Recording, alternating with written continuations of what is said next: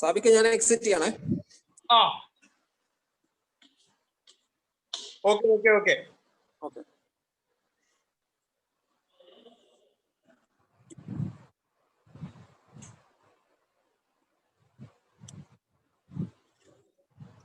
എംടെക്കിന്റെ അവസ്ഥ എന്താ? നാളെ ഉണ്ടോ? മാറ്റി വെച്ചല്ലേ? അന്ന് പറഞ്ഞ ഞാൻ ഇപ്പഴാണ് ഓർക്കുന്നത്, നാളെയാണല്ലോ 30. ശരി.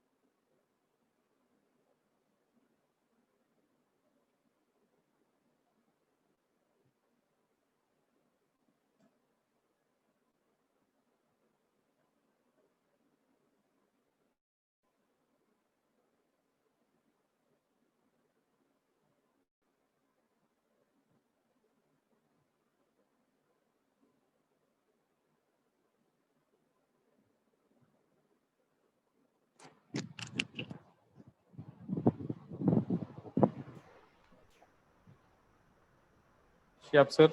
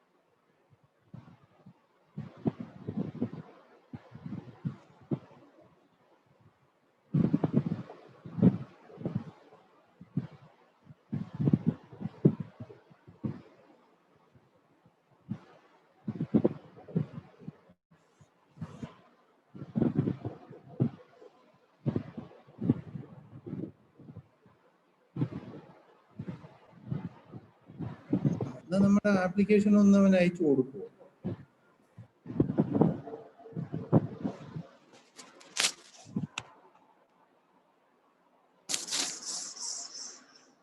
Hello, sir. Hello Sabi. Hello Sir.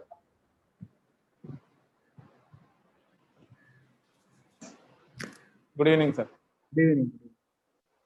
Shiyab sir join ചെയ്തിട്ടുണ്ടെന്ന് തോന്നുന്നു.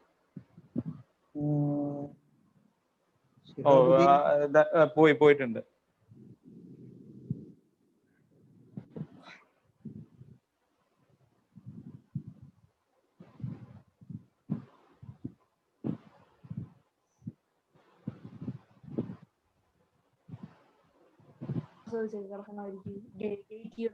തസ്ലീമ എത്തിയോ? ഇല്ല, ജോയിൻ ചെയ്തിട്ടില്ല തസ്ലീമ.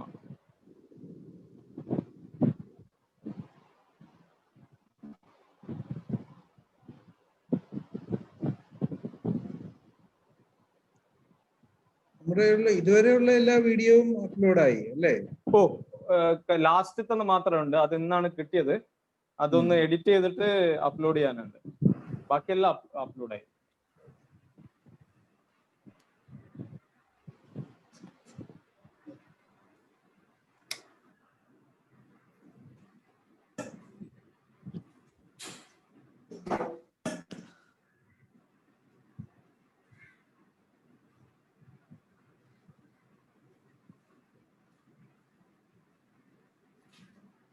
ട്വന്റി ഫിഫ്തിന്റെ സ്പീക്കർ കൺഫേം ആയിട്ടില്ലല്ലോ അല്ലേ? ഇല്ല sir.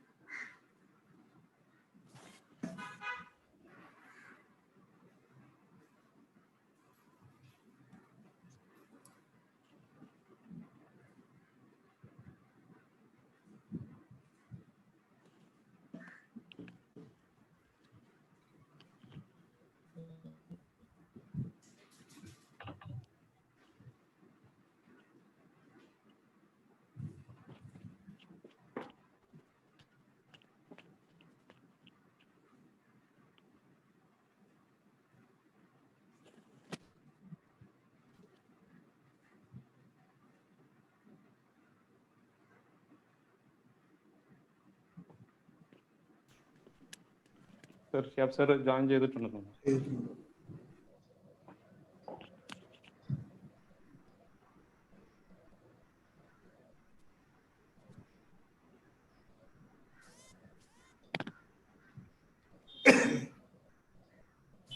Shihabuddin. Yes, sir. Yeah, good evening.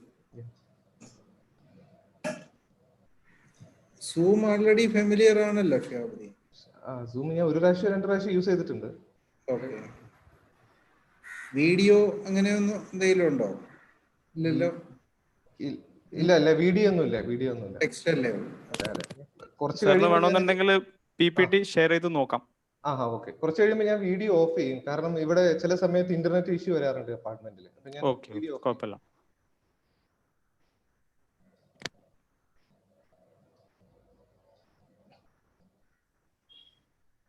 ഇപ്പൊ കാണാവുന്നതല്ലേ? കാണാം ഓ കാണാം ഓ സാർ. ഓ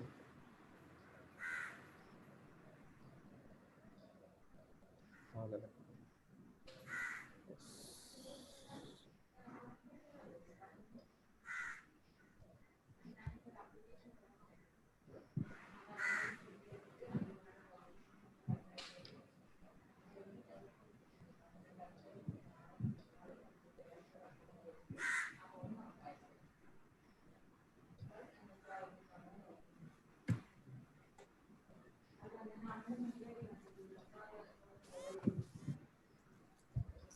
മധുകുമാറാ?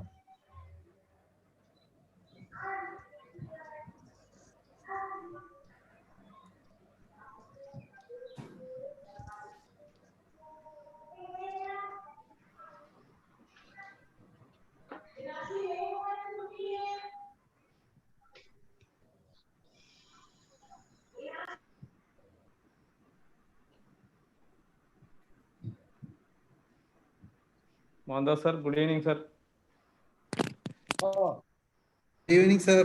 Mohandas sir, good evening. Good evening.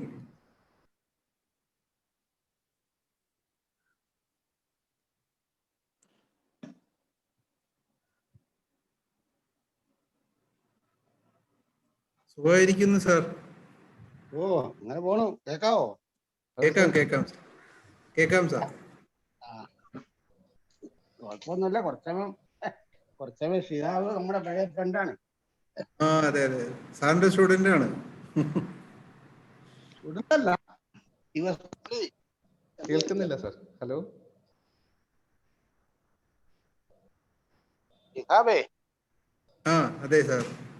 MES എന്റെ കൊളീഗായിരുന്നു. ഓ അത് ശരി. ക്ലിയർ ആയിട്ട് സാർ, ഞാനിവിടെ NIT-യിലായ സമയത്ത് സാർ എന്നെ പഠിപ്പിച്ചിട്ടുണ്ട്. പഠിപ്പിച്ചിട്ടുണ്ട്. ഓ, MTech സമയത്ത്. Okay okay. Okay sir.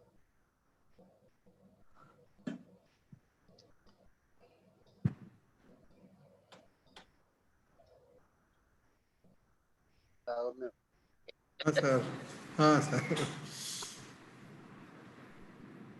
എന്റെ യൂഷ്വൽ ഈവനിങ് വാക്കിന്റെ സമയമാണ്. ഉള്ളിൽ കയറി 5:30 തൊട്ട് 6:30 വരെ. അതെ. ഹലോ ഷിഹാബ്. സാർ, സാറിന്റെ വോയിസ് ക്ലിയർ അല്ല, ക്ലിയർ ആവുന്നില്ല. മൊബൈലിൽ നിന്നാന്ന് തോന്നുന്നു. മൊബൈലിൽ നിന്നാണോ? ഇപ്പോഴോ കേക്കാവോ? കേൾക്കാം സാർ. കേക്കാവോ ഷിഹാബ്? സാർ, ഞാന് കുഴപ്പമില്ല, എനിക്ക് കേട്ടാ മതി, നിങ്ങളുടെ പ്രശ്നം കേട്ടാ മതി. ശരി, താങ്ക് യു.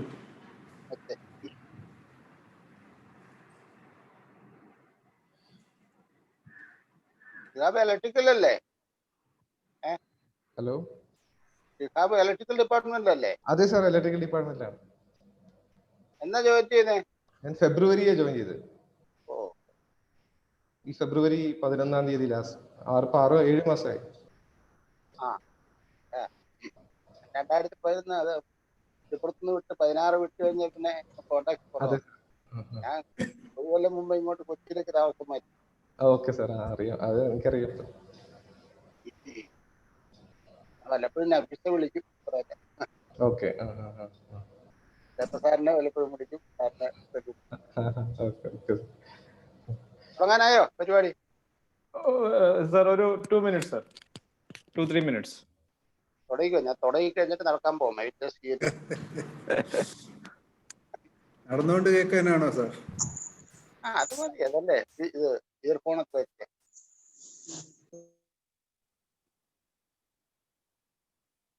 ഉണ്ടല്ലോ അല്ലേ? സാർ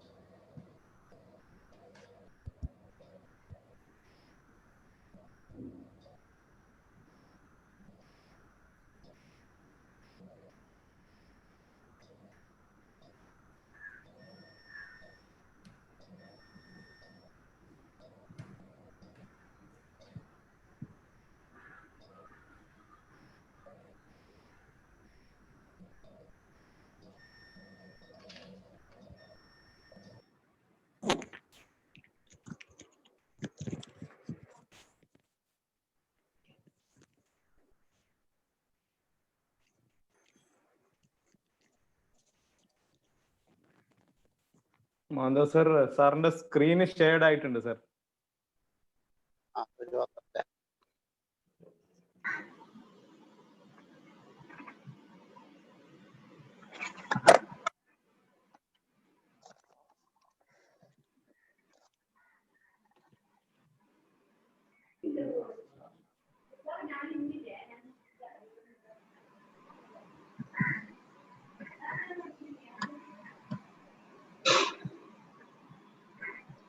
സാറിന്റെ സ്ക്രീൻ ആണോ? അതെ അതെ, മോഹൻദാസ് സാറെ സ്ക്രീനാണ്. Sir Mohandas sir, Mohandas sir, മാറ്റാ മാറ്റാ. സാറിന്റെ സാർ, ഹാ okay okay. Okay.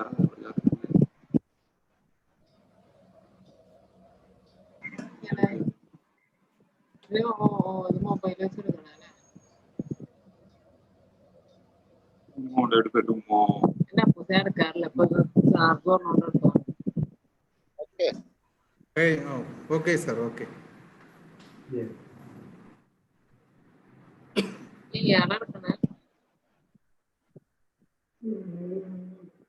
Shall we start? Yes sir. Taslima? Sir, I'm here. Yeah. Sir, Madhu sir, you can start, sir. Good evening, all of you. Welcome to the 22nd webinar in the Thursday webinar series organized by IEEE Malabar subsection. As you are aware, we have started this webinar series from June 1st onwards. So without any break, we could conduct 22 webinars in this series.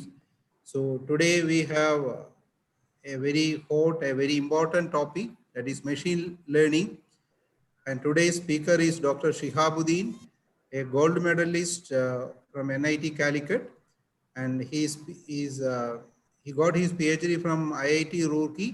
So he has agreed to give a talk on machine learning. So on behalf of Malabar subsection, I welcome Shihab, as well as I express my thanks to Shihabuddin for agreeing to give a webinar in this series. So I request Dr. Taslima to introduce the speaker to the audience. Over to Taslima. Thank you, sir.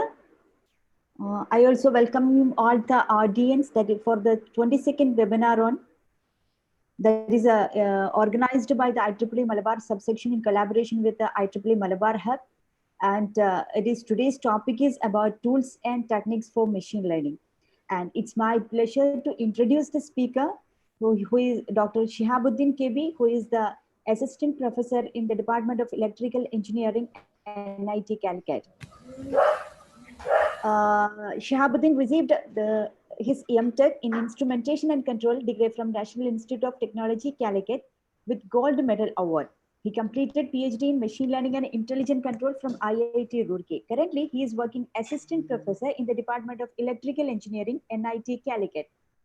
His research interest includes nonlinear and intelligent control systems, soft computing and hybrid system, renewable energy harvesting and control, machine learning, deep learning, and robotics. Sir, we are very happy to have you here today for this 22nd webinar organized by IEEE Malabar subsection in collaboration with IEEE Malabar Hub. And I welcome you, sir, for today's webinar. Thank you. Now you can possible to see my screen, right? Yes, sir. Yeah, I'm going to off my video because they're telling that there is a bandwidth issue. So I'll off my video. Okay, sir.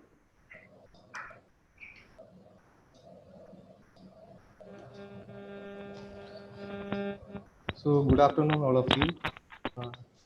Here I am delivering a small idea about machine learning and what are the techniques which is available.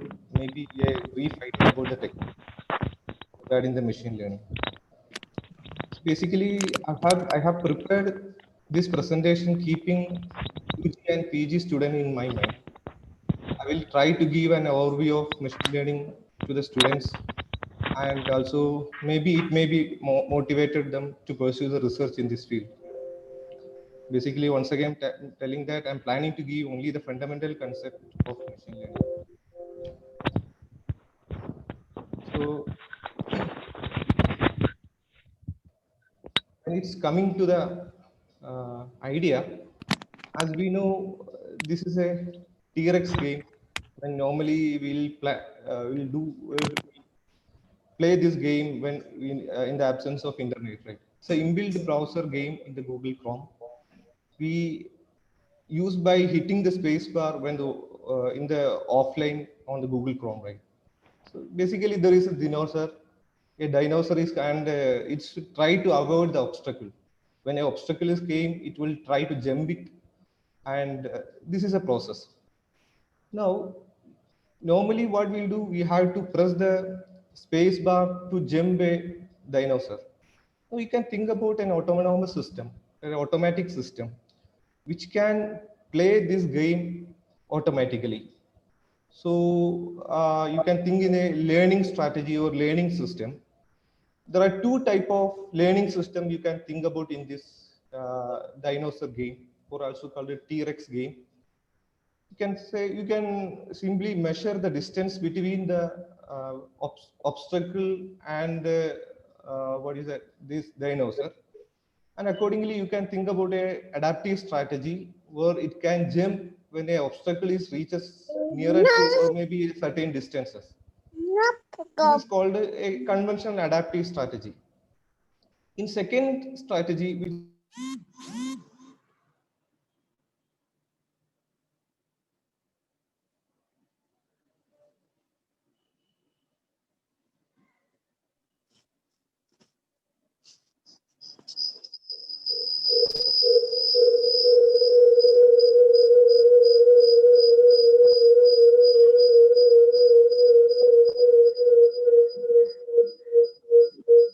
Hello, sir.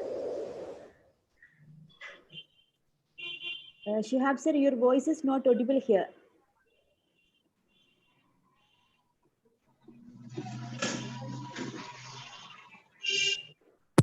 Shihab sir?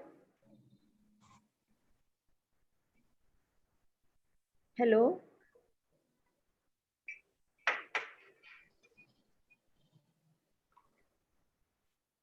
Sir, your voice is not audible. now what?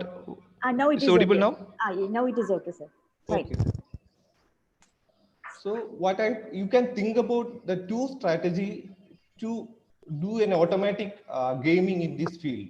So what first I told you, we have to design an adaptive strategy where we can measure a distance between the corresponding dinosaur and the obstacle, and accordingly when the obstacle reaches nearer to a certain when obstacle reaches nearer to the dinosaur, then we can give a jumping picture. This is adaptive strategy. And the second strategy is called a learning strategy. That is basically we can learn the behavior of a dinosaur through certain experiences, through repeated iteration. So we have to train a learning system, or we have to train the dinosaur such that it can jump the dinosaur when an obstacle is coming. So we have to make a jump. For example, if we are assume that we are applying a reward-based learning strategy. So when when the dinosaur jumps the obstacle successfully, then we can give a positive reward to the dinosaur, so that and when the dinosaur touches the obstacle, then I can say that it's a negative. We can give a negative rewarding on the learning strategy. So we can create a learning strategy accordingly, such that it maximizes the reward received by the dinosaur, or I can say the agent. And in this way, we can do certain sort of simulation, and finally, we can create an action. That action can perform a jumping strategy automatically. So we'll come to the detailed study in the coming slides. Okay, so there are a lot of application we can apply this machine learning strategy. For example, in this case, it is image classification. A image is given to you, and it is possible to find the object presented in the images, right? There are a lot of objects are there in these images. we can think about a learning mechanism or machine learning mechanism which can categorize the images or which can categorize the object which is present in the images. And another thing, another application is basically object detection, right? So instead of classifying the object, here the where is exact here, this will determine the exact location of the object or exact location of different object in a given image, right? And we can possible to draw a bounding box in a specific object according to a learning strategy. And another application we can think about in automotive industry, and a automatic car. I think recently Tesla has invented a automatic car, right? So which can use for automatic running purpose. And I think Toyota, you can see the picture. The Toyota have a night view in these cases, and you can see whether any object or obstacle is there in the present. Accordingly, it will take an action to give a positive result. And here is another example which can detect the face from a given set of bigger images, maybe 1 billion of images given to you. So if a test image is given to you, then it will a machine learning technique can provide a specific images which is exactly matches the input images. So such image identification can also possible using the machine learning. I can say that maybe advanced version of machine learning, which is called a deep learning. That technique can be used to identify if number of images is more than or maybe 1 billion images are available. Then we can think about a deep learning strategy to identify the different faces. And also face verification, whether a given face is similar to two different type of face is similar or not, or also maybe predict the identity of a given images. All the cases we can think about a machine learning strategy which can learn certain experience from the given data. Now we are coming to what is machine learning. Basically, machine learning is a concept of turning the data into a certain information. So I'll give you an example, basically detecting a spam mail in a given email system. And what normally will do, even we can think about a spam detection technique, whether there we have to collect certain features from the given email.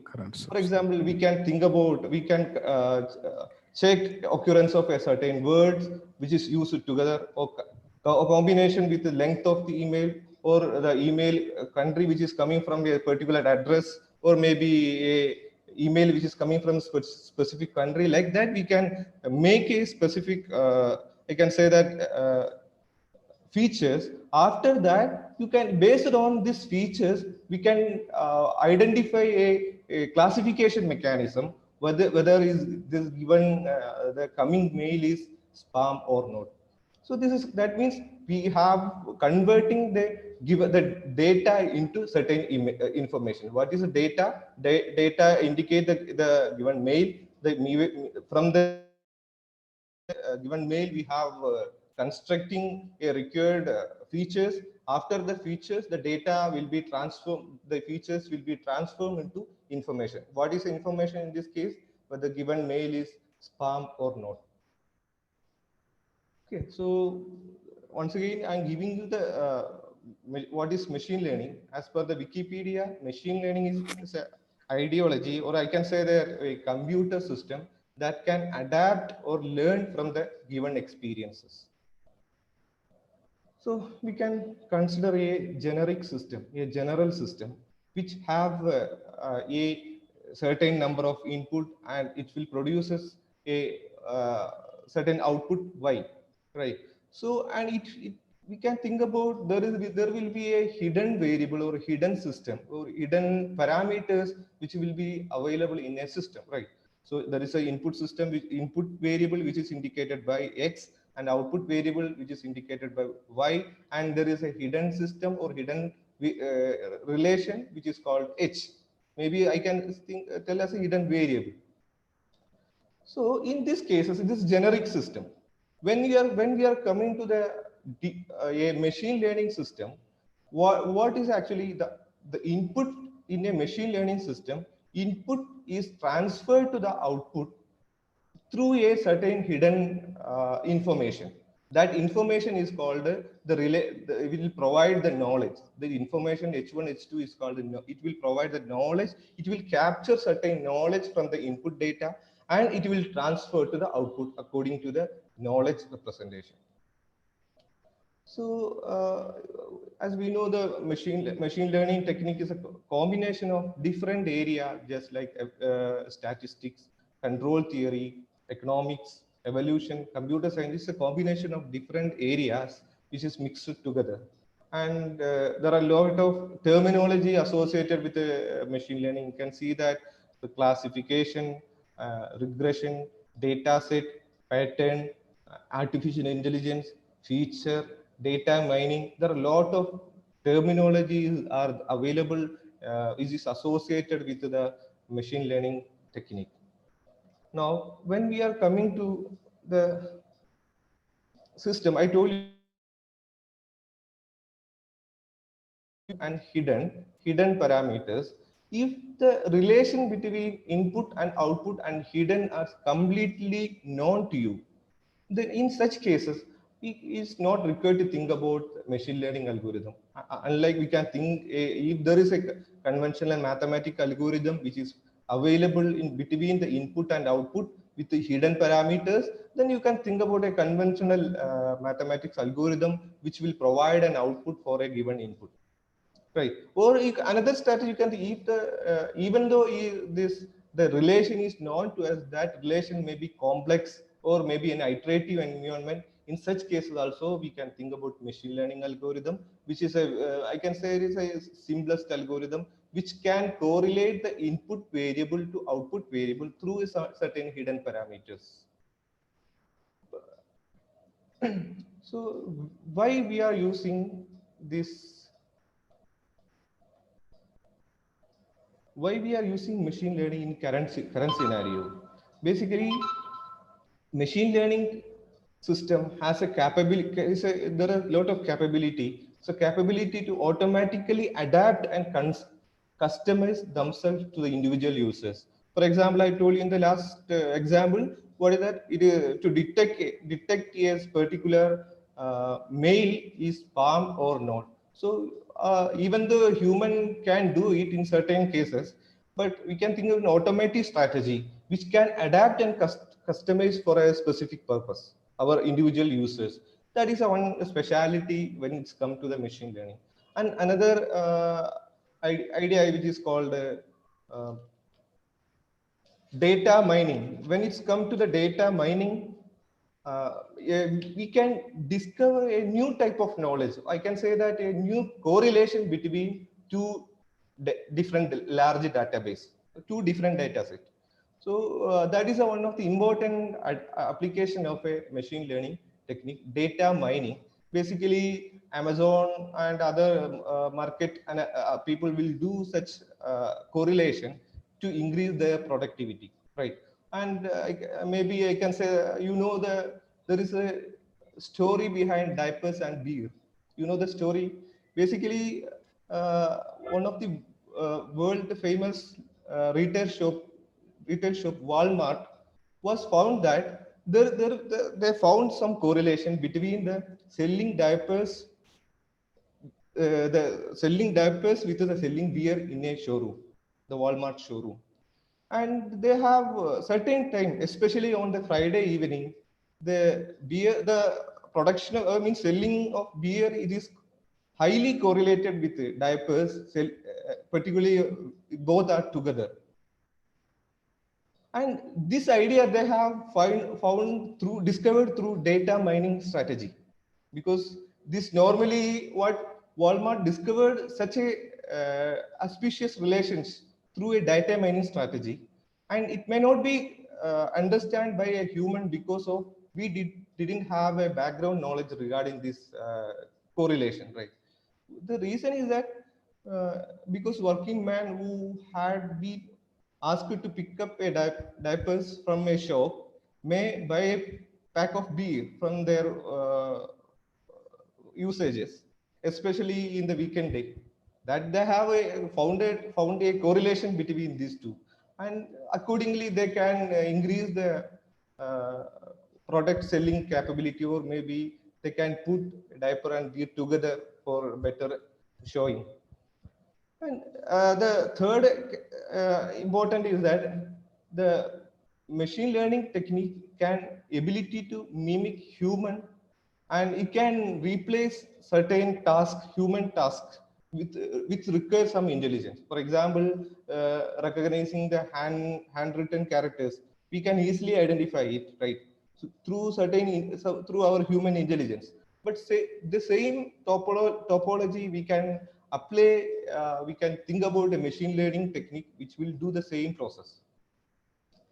And another thing which another application is that basically if a data containing data is large, was very difficult to expensive construct manually, because it requires maybe a skilled work is required to do specific task.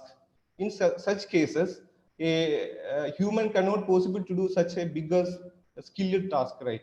In that cases, we can think about a machine learning strategy which can do this task very easily. For example, a person identification from a given lack of images is very difficult task for a human, right? But even though this much of advantages, scenario, these machine learning techniques are boosted in the why? Because of that, there are flood of data are available in the current scenario through the internet. We can download lot of thousands of data set from the internet. That is one of the advantages. Second is there are current time there are increasing computational power. There are lot of higher computing facility like GPU facilities are available in current scenario. And other thing is lot of advanced algorithms are available, which is invented by researchers, which is available, and also their code they are putting in open source, as open source. So every person, those who are interested, can download the code, and they can use there for specific application purpose. And also it will get lot of support from industry to do a specific project. And you can see the computer world, it is a famous digital magazine. They have categorized 12 important IT skill, so that an employee can't say no to the specific. They have categorized that machine learning is a first skill which can be have a greater emerging capability. Now we'll coming to some terminology associated with the machine learning, which is called, there are two terminology, which is called classification and regression. What do you mean by the classification? Classification, basically there is a label predicting the labeled data from a given data set. So for example, if you we want to check whether there is a chance of rain tomorrow or not, right? So what we can do, we will check, it will predict you there is whether rain is there or not, yes or no capability. So that is called the prediction specific to a class label is called classification. Another one, regression. Regression is basically a model of continuous function. It's getting an exact value, right? For example, we can predict the estimate the tomorrow temperature or stock market index, all the thing we can predict actual value. So prediction of actual value, it is related to the regression. And when it's coming to, if assume that there are bunch of data is given to you, we have to, so there are some terminology associated with the data. So you can see that this data, how many inputs are there? Basically there are 4 inputs, which is called the number of new recipient, email length, country, and the customer type. This is called the input attributes, or I can say that the input, there are 4 input is available. And another thing, there is a output attributes which is called, you can see the email type which will provide you whether a harm email or spam email. This is called attributes, and the number of data, it is generally termed as instances. And what about the data set? It may have numerical or categorical. So these are some terminology associated with the data set. Now, what we have discussed, we have a data set, we have a database, also called a training set, and we have a machine learning classifier, machine learning model. Then to transfer the data into a machine learning classifier, we require a intermediate mechanism which is called the learning algorithm, or simply induction algorithm, which will learn to do a specific, learn the classifier to do a specific task. So I know, I think you know about a lot of learning algorithm, just like genetic algorithm, backpropagation algorithm, gradient descent algorithm, K-means algorithm. Maybe different type of algorithms are there to find out. I mean, according to the specific application, we can choose a algorithm to do a specific task. Now, coming to the different topology of a machine learning. These are the three important topology of machine learning. What are supervised learning, unsupervised learning, and reinforcement learning. The supervised learning, as you know, it's a learning of specific algorithm, or I can say the specific architecture, through assume that the output values are given to you, or maybe learning through just using a teacher, right? Like classification, when we are doing a classification, during the training process, we should have to know about the output labels, or if we are doing the regression, we have to know the output exact value to do the training process, which is called a supervised learning. When it is coming to the unsupervised learning, basically it will find out only the input data are there, there is no output data. Based on the input data, it will find out some relationship between the input data, and based on this relationship, we can categorize this data to a specific task. And the reinforcement learning is basically it is a reward based process, and which will provide you a positive reward or negative reward to do a specific task according to a specific criteria. Now we come to different type techniques which is available in the machine learning. These are some commonly used technique which is generally available in the. There are a lot of other techniques are there, deep learning and other than neural network. Other than neural network, there are a lot of advanced versions of neural network, and there are different techniques are available. Out of this one, I'm planning to give a small overview of these 5 techniques related to the machine learning. Now, let me come to the idea of decision tree. And you know, the decision tree is one of the tree-like structure algorithm, or which commonly used for the classification, especially for the classification purpose. And you can see, very importantly, if we have a data set may have a certain missing value, or maybe some irrelevant features which can perform a better cases when we are applying a decision tree. So I'll give an example. This is a data set which will provide you whether we can play the tennis or not according to the 4 features. So how many input features are there in this case? There are 4 input features and 1 output feature. Total number of instances is 14. There are 14 data are given. What are the input data? Output, temperature, humidity, and wind. These are the input data, and it will provide to you an output as give you whether we can play the tennis or not based on this information. So now we are finding a correlation or a relation. We are making a relation between the input and output through a tree-like structure.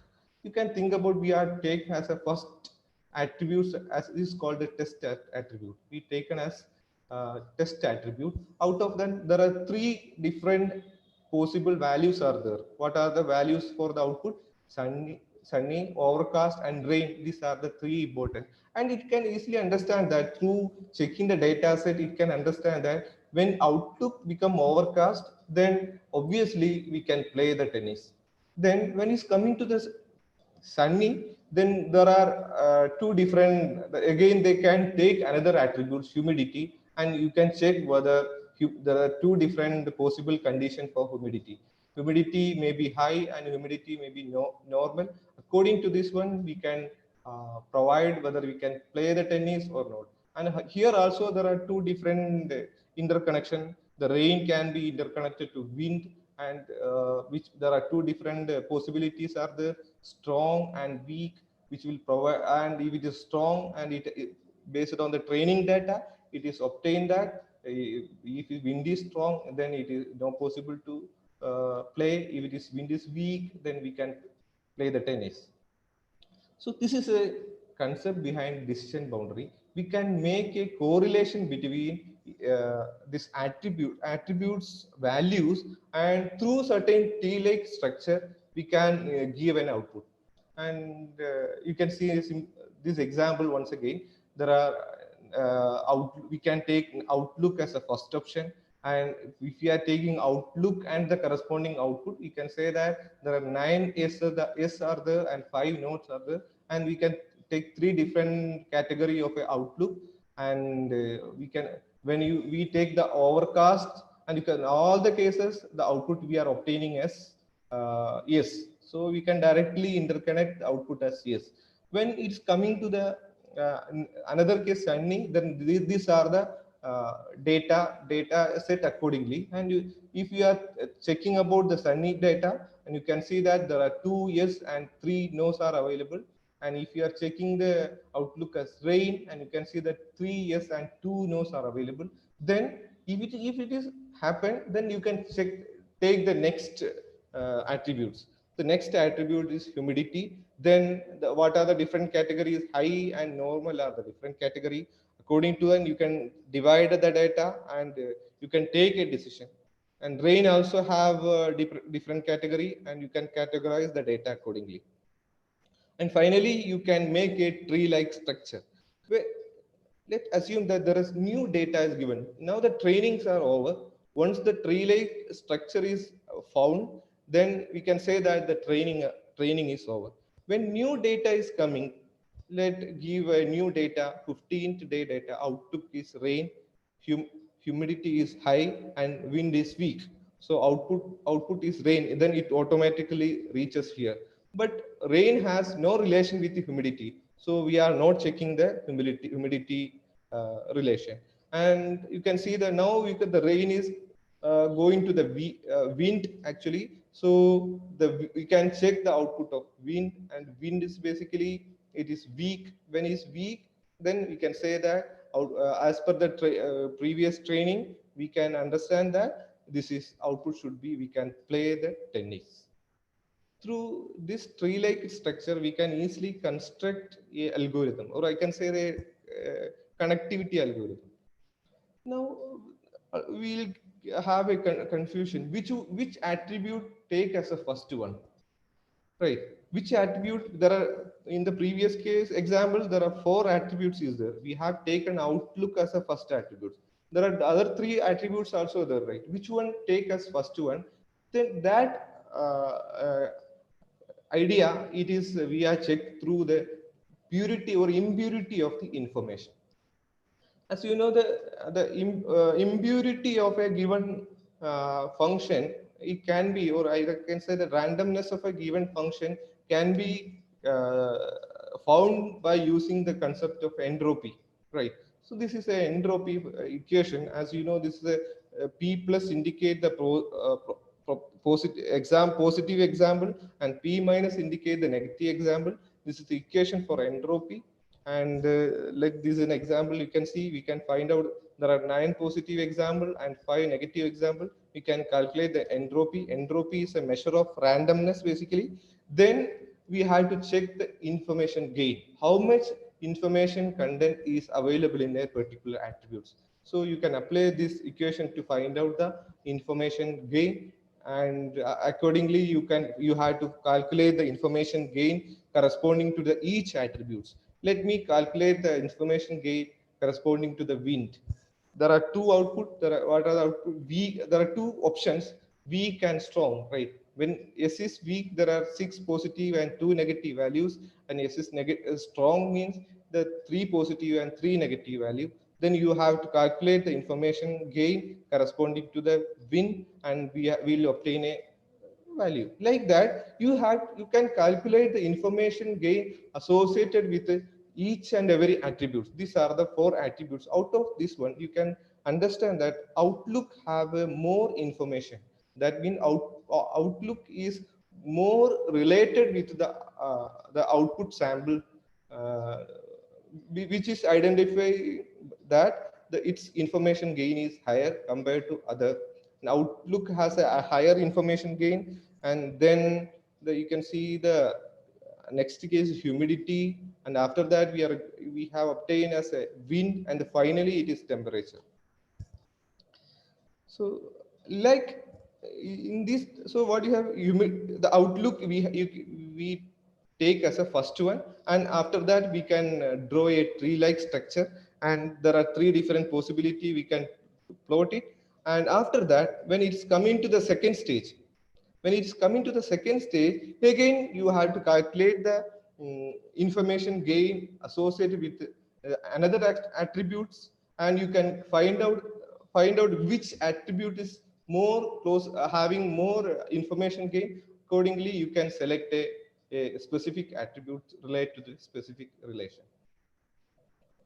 Okay, what we have calculated, humidity is more getting as more information gain. So we have used as this humidity as the next attributes, which is connecting to the Outlook to the through the Sunny. Now this is a idea behind decision tree. The decision tree are using for lot of applications for classifying medical images, lot of applications. When it's coming to issues, actually, it's certain cases, if more number of attributes are available, then making decision tree is a bigger task. It's require a lot of computational effort to do the training process. Let me come to the second method, which is called a neural network. What is a neural network? Basically, neural network is, I can say that is a crude approximation of a human brain, right? Even though human brain has a lot of operations, we are just taking the concept of parallel operation and the learning capability. So we are mimicking the parallel operation capability and learning capability of a human brain, and making a network is called artificial neural network. And I can say this neural network is an oversimplified approximation of a human brain. I'll give you the concept of a neural network through an example. This is a data set which is given to you. I can say this is labeled data. There are 2 input data, and I can say that 2 input attributes and output is this is a classification data, and 8 examples are given to you, right? And it's a 2-class classification problem, and this data is basically a diabetes problem. And there are 2 features, x1 and x2. X1 is a weight of a person by 100. And x2, I think it is a length of divided by 100. Anyway, these are the 2 features is been selected, and it will provide output. When output is 0, then I can say that the person is not diseased. When output is 1, then I can say that person is diseased, diabetes. In these cases, you can try to plot a graph between the 2 attributes, x1 and x2, and you can see that this is an example. The red line indicate an example, which is an example related to the diseased data, and this indicate a example which is related to a non-diseased data. And you can clearly draw a decision surface or boundary which discriminate the positive samples and negative samples. And we can make an equation of a decision boundary in this form. And maybe assume that the equation is x1 plus x2 minus 1.5 is equal to 0. And you can think about a neural network architecture, which we can perform this decision boundary concept, right? So you can, there are our aim is to incorporate a decision boundary or decision surface which can classify or which can discriminate the positive samples and negative samples. So we have two input x1 and x2, which is connected. You can say that it is x1 plus x2, right, which is connected and it is added together, which is, and one more input is there is minus 1.5. So we can give the minus 1.5. After that, you can, what is our cases? Basically, this the x1 plus x2 minus 1.5 generally we have noted as the decision surface, which generally W transpose x plus b. So this is the equation of a decision boundary, W transpose x plus b. If W transpose x plus b is greater than 0, then I can say that it's coming under the positive samples. If W transpose x plus b it is less than 0, then I can say that it is coming under the negative samples. Now you can think a small activation function or function which will provide an output if given input sample is greater than 0, then it will provide 1. And if input sample, maybe the sample means the, what is that? It is summing value, net value. If the net value is less than 0, then it is output should be coming as 0. So this is a simple structure of a neural network. If the surface between the positive sample and negative sample coming as linear, then we can simply create a neural network architecture like this. But actually, most of the data is we cannot possible to create a linear decision surface which can discriminate the positive samples and negative samples. For example, if you are considering the XOR gate, right, these are the diagram of a XOR gate. What is a 0, 0? If you are coming 0, 0, output will be 0. If 1, 0 and 0, 1 cases, output are coming as 1. And if its input is 1, 1, then the corresponding output is 0. Whether we can possible to draw a single decision boundary which can discriminate the positive sample and negative sample? No, it cannot possible. We have to think about a non-linear decision boundary. Non-linear decision boundary which can discriminate the positive samples and negative samples. In that cases, we can provide a more hidden layers which will incorporate this non-linearity.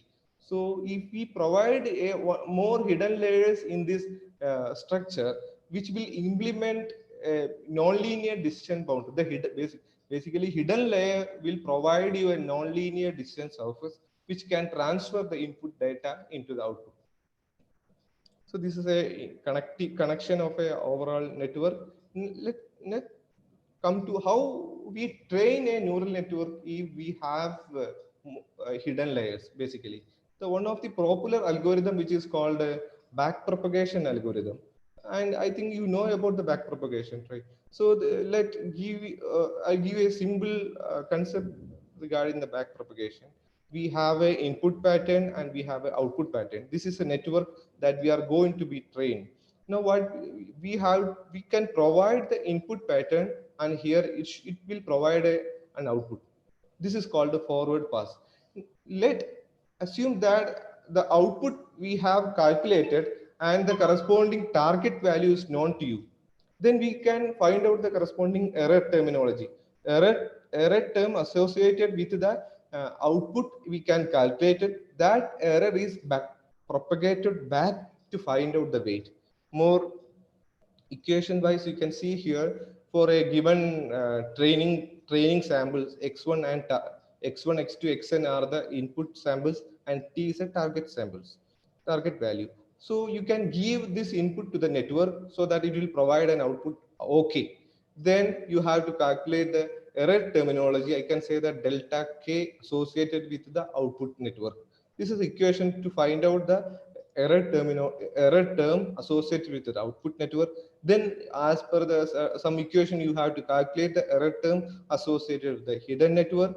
Then you can update the neural network weight through an iteration, and finally all the network will converge to a specific application. I'll show you a small demonstration which is available in the TensorFlow online. Whether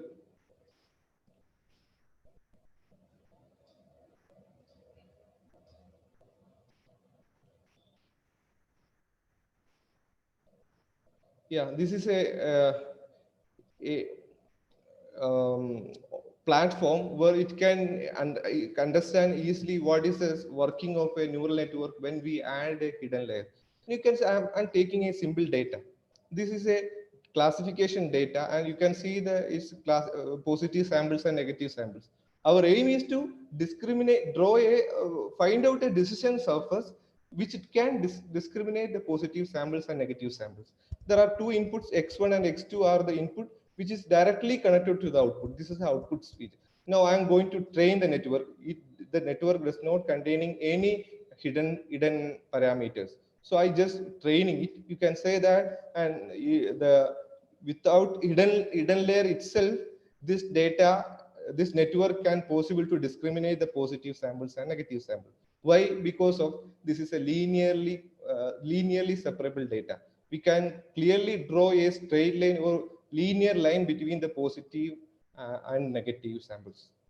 When it's come to a somewhat higher complex, maybe complex data set, you can see this obviously is a non-linear separable data, and when we are applying a simple input-output pattern, it cannot possible to draw a decision surface, right? So what you can think about, you can add a hidden layer, and maybe 1, 2, 3 hidden layers are added, maybe more hidden neurons I added, and you can start the training.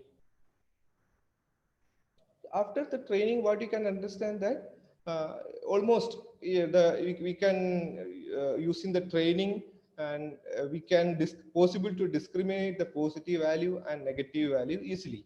So adding more hidden neuron, we can say that it is better, is good for a complex network. But for a simple network, if you are adding more hidden neuron, there is a chance of overfitting problem. But this ideology, if a data set is complex, then you can add more hidden neuron. This ideology is a fundamental concept behind the deep learning.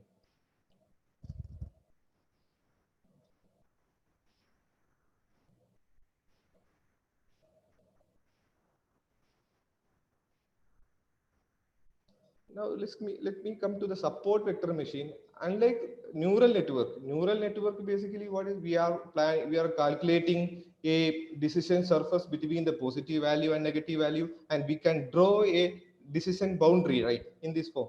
But generally, there are infinite number of decision boundary we can plot it, right? Which one is optimal? So in case of a support vector machine, we are calculating a optimal decision boundary so that it can maximize the margin between the positive sample and negative samples. You can say in these cases, there are two type of boundary we can plot it, right? Two type of margin you can plot it. And you can see that this margin become as a maximum width. So I can say this is center line is a decision boundary. Center line is a decision boundary. So this line will provide you a better accuracy compared to the second line. So what is our support? What support vector machine is doing? Support vector machine try to get a maximum margin between the positive samples and negative samples, and this is this point which touching the margin line, which is called the support vectors. And then it's very easier concept. We can do an optimization problem.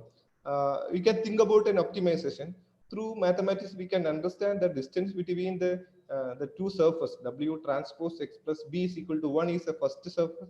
Second surface is indicated by W transpose X plus B is equal to -1.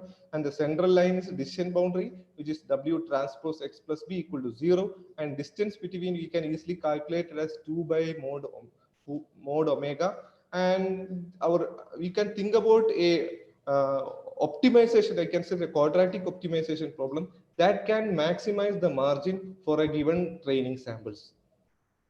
So use this concept and Lagrangian function, Lagrangian approximation to find out the optimization. After that, you do the optimization accordingly, then you can calculate the optimal weight and bias.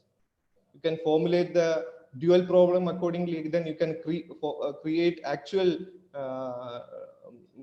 weight and bias to obtain to get an optimal result. Now, when it's coming to the nonlinear case, actually, I told you most of the data is nonlinear. The decision surface between the positive sample and negative sample is a complex boundary, right? In these cases, normally you can think about a transformation. You can think about a transformation where into a higher dimension plane, or maybe another plane, another dimension, where the data become linearly separable. This is a two-dimensional plane where we can say that this is non-linearly separable using certain transformation equation. This transformation concept is called the kernel concept. Using certain transformation, you can convert into higher dimensional plane where the data become linearly separable. So now you can formulate the support vector machine, and basically these are the different kernel function which can be used for the higher dimension transformation. Linear kernel, then Gaussian, sigmoid, lot of kernels are used, and the selection of kernel is depend upon the complexity of the applications. And there is a two parameters is there to calculate it. The kernel parameter C, and there is a regularization parameter sigma. So that we have to calculate it using training. It's called a cross validation. I'm skipping that area. If somebody want to use this SVM, the SVM toolbox is available, which is more related with MATLAB, Python, or also the Python code, MATLAB code, or R code is also available. So if you want, you can download the libsvm toolbox for doing the this. Now I'm skipping certain area. Now it's coming to reinforcement learning. In reinforcement learning, basically it is a learning which is happening, which is doing through certain experiences. So I'll give an example through training of a pet. Let's assume that we are going to train a pet to catch a stick from a distance place. Okay, so what we have to do, let's assume the agent, we require an agent that, or I can say that the pet is assumed as an agent which will do an action.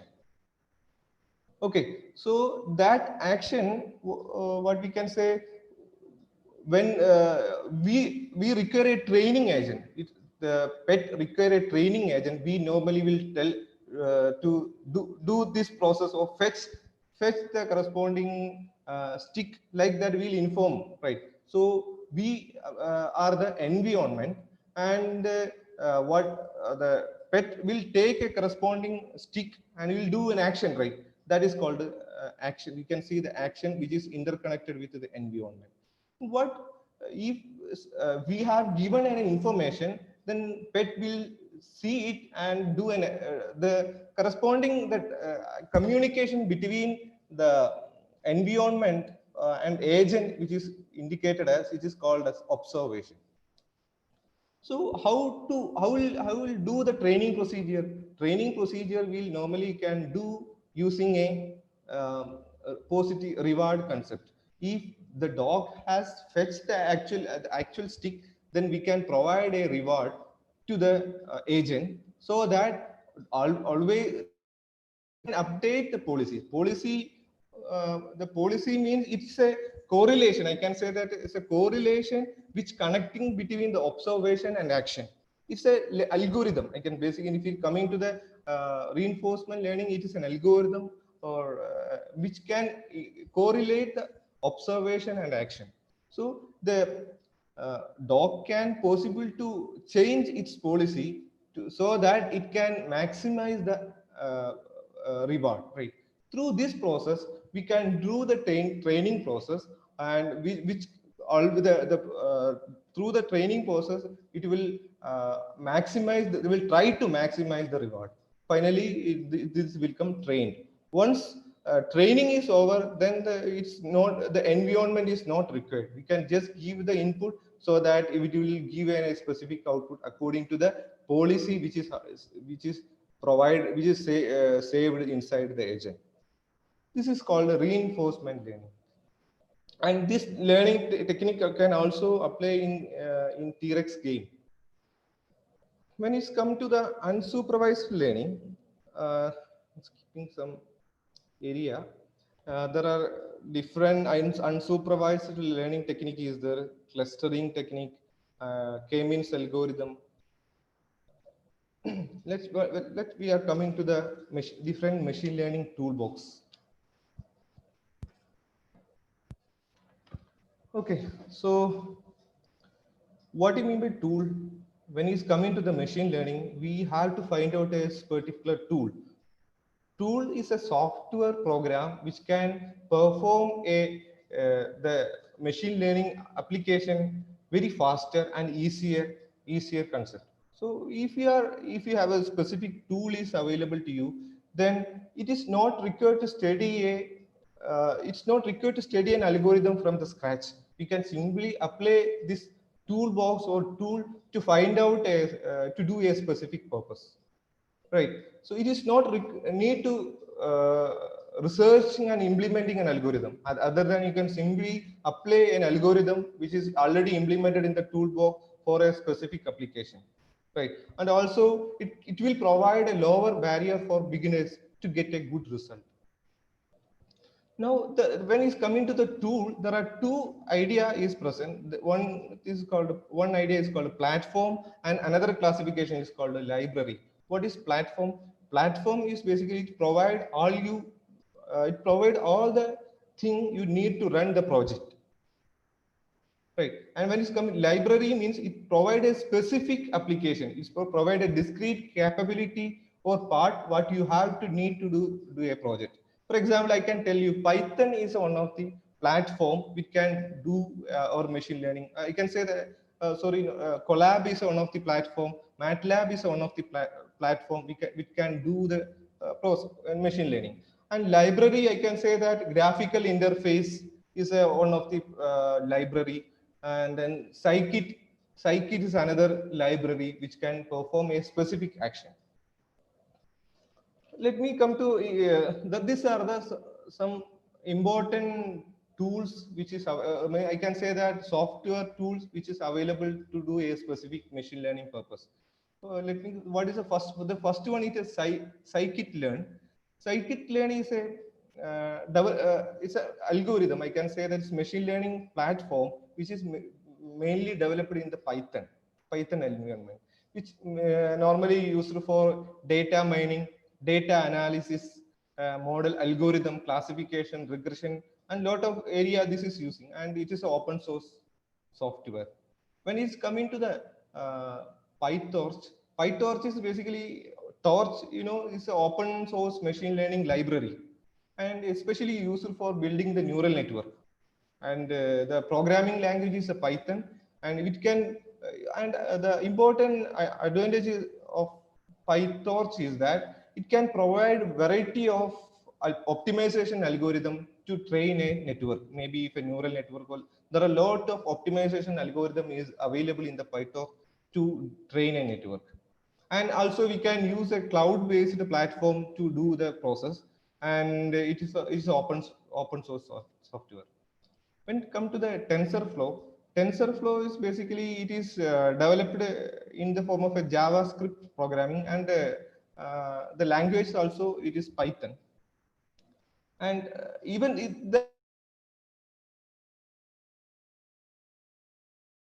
and lot of capacity, but you can say that TensorFlow is difficult to learn for a beginner. When coming to the Weka is a Java-based software tool which can be especially used for the data mining, like data pre-processing, classification, visualization. Lot of area Veka are used for this one, and it can easily understand for a beginners. As for it is good for a student as well, and it can easily understand the algorithm. And the online courses are also available related to code.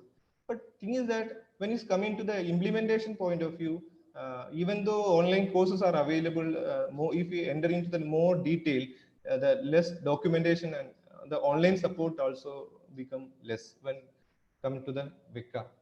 Now the Collab is one of the important platform.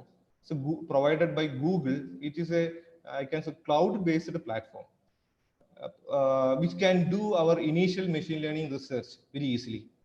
And there are a lot of library which is available. We can say I told you the PyTorch, Keras, TensorFlow, OpenCV. These are the important library which is available in the Collab. And you can apply for this idea for education purpose or do a research also. And issue is that this is associated with the Google Drive. We have to open the Google Drive and you can save the corresponding program in the Google Drive. It is free of cost. When coming to the MATLAB, in MATLAB basically there are two different toolboxes available to perform a machine learning task. First toolbox is statistics and machine learning toolbox, and second one is deep learning toolbox. So deep learning toolbox, especially it is, I think it was available from 2018 onwards, and it can design or train the network, analyze or visualize the data. And you can say that a lot of there are a lot of recent deep learning technique like convolutional neural network, LSTM, generative adversarial neural network. Lot of these deep learning techniques are available in the MATLAB. And also it can support with TensorFlow and PyTorch, exchange mode, through exchange mode. And another advantage is that it can learning process, and like Google Net, NASA Net, RSNet, also you can be supported using the MATLAB. And problem is that it is a paid software, so it requires a lot of money to purchase a MATLAB thing. There are a lot of other toolboxes also available like Kname and Apache and maybe Shogun, Keras, or RapidMiner. There are a lot of different toolboxes also. Tools and techniques are available, and I can say these are the 6 important tools which, or a software tool which can be applied for a specific application. When it's coming to the data set, if somebody want to apply a neural network idea, you have to search the data set. These are the some commonly used repository where the lot of data sets are available. And one of the best data set you can see that UCA repository.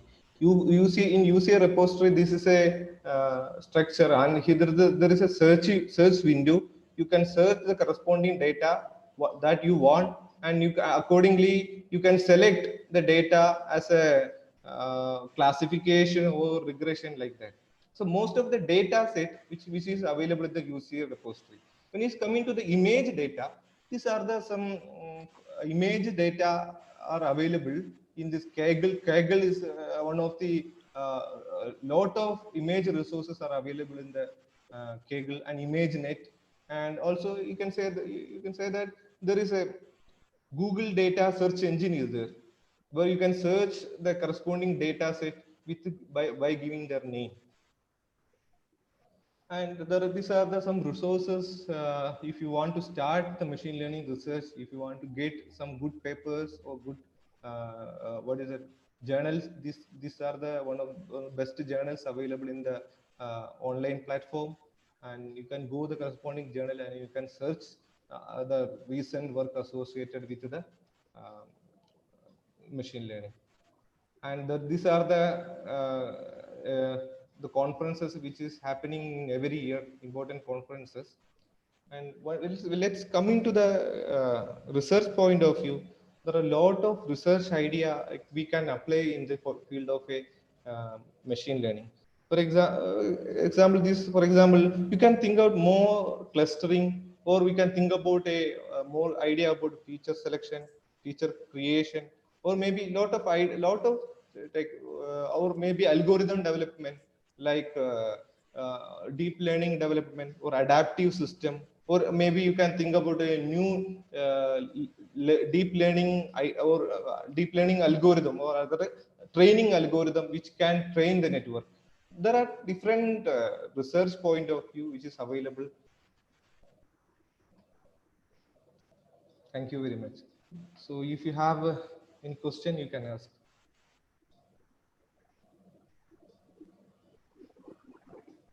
Thank you, sir, for this wonderful session. Those who are into the area of this research on machine learning, definitely they will benefited, because you have covered the concept, basic concepts, and how that is they can utilize the idea.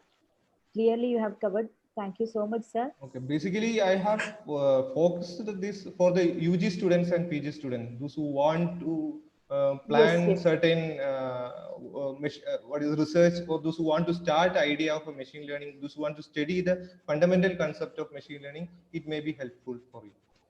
Definitely, sir. This is an instruction to the participants. Here we have given in the chat box a feedback link has given.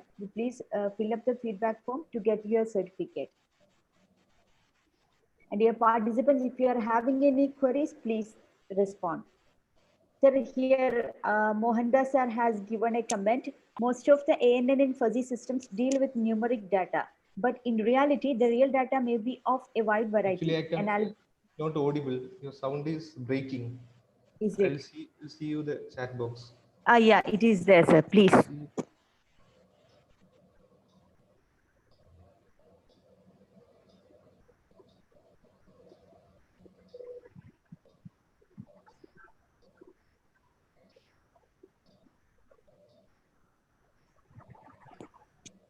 Where is the chat box? I cannot possible to see it.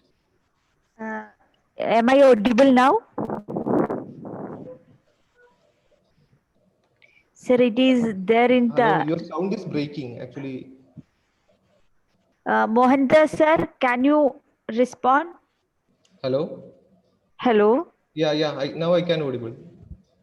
Okay. Shall I read it, sir? Yeah.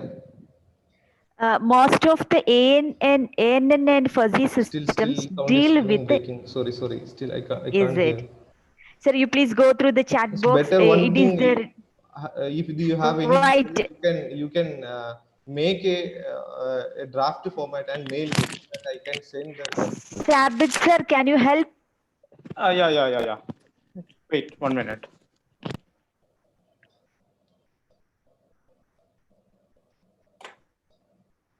Sir, shall I read it out? Yeah. Now I can audible. Mohandas sir has asked, most of the ANN and fuzzy system deals with the numeric data, but in reality, the real data may be of wide variety. An algorithm that can deal with the variety of data will be a formidable one. Your comment on this? Yeah, that is correct. Basically, the thing is that there are variety of data are available. If you are applying a neural network and or maybe a fuzzy logic system, the selection of data is a very important strategy. And when we are coming to a data selection, if our variety of maybe if you are going to train a network using a specific data, if either the data should containing all the information associated with the network or associated with the model, then only we will get a better response according to this one. And also the variety of learning algorithm is also available, but what I understand that as per the training, there is no I can say correlation between a training algorithm and data set.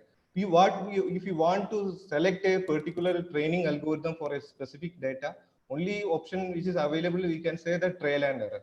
So through a trial and error and accuracy measure, we can choose a particular algorithm which is associated with a fixed data.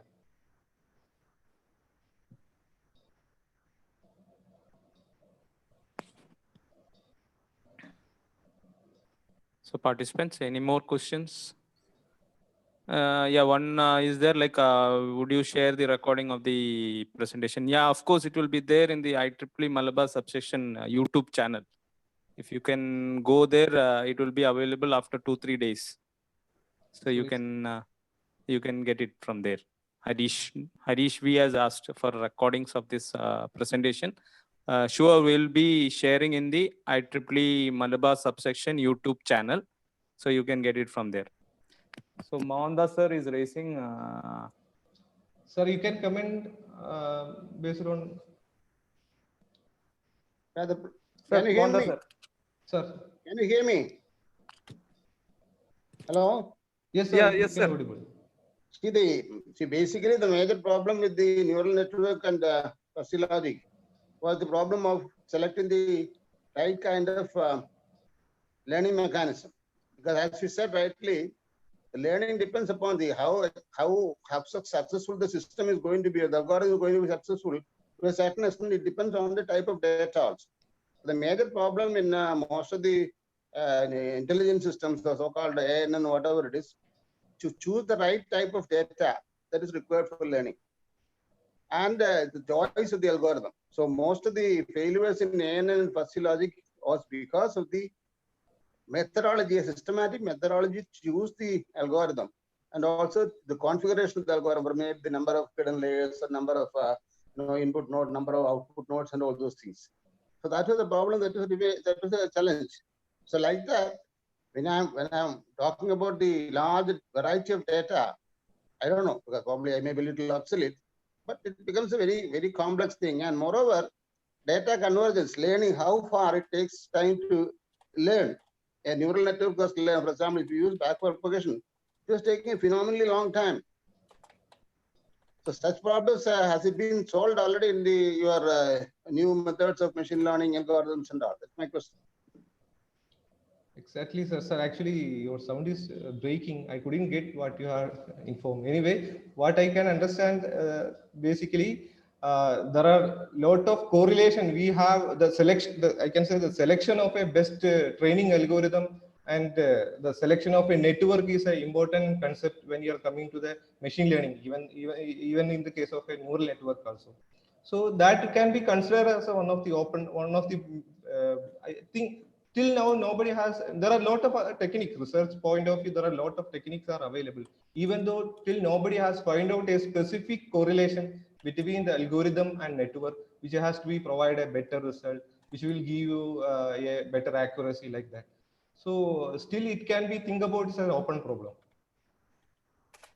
Okay, thank you. Thank you. Okay, I think no more questions are there in the chat box. We'll wind up. So once again, on behalf of IEEE Malabar subsection and IEEE Malabar Hub, we express our sincere gratitude to our speaker, Dr. Shiabuddin KV from NIT Calicut. So thank you, sir, for spending 1 hour with us and delivering a wonderful section on machine learning. It was a fine, basic, like you said, that it will be good for our PG and UG students. Thank you, sir. Thank you.